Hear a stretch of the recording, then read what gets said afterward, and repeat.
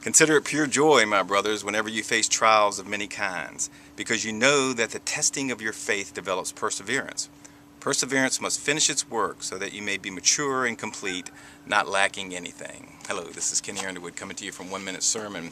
That scripture is from James, and it's talking about how trials and difficulties will test us and will build our perseverance. And it reminds me of an interview I saw one time on television where a man was interviewing the owner of a vineyard. And it was in Burgundy, France, probably where the best wine in the world comes from.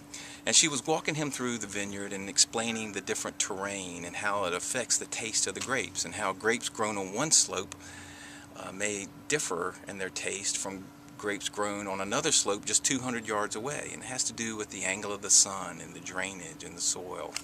And he asked her about the soil because the soil looked all rocky and it didn't look like it was hospitable for vines. And she said, well, the vines have to suffer by sinking their roots into this difficult soil.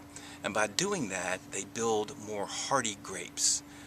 By suffering to pull nutrients and water out, it makes them stronger, and they pass on a better bouquet to the grapes.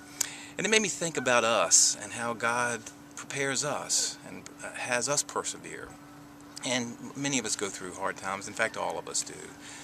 Tragedies and difficulties in all aspects of life. But it builds us and it makes us stronger, and it gives us a better bouquet so that the Lord can use us to minister to those around us, to produce good things in our lives.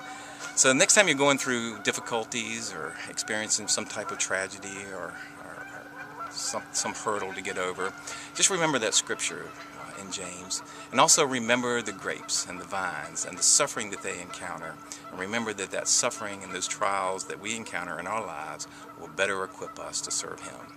There's your 1 minute sermon. God bless.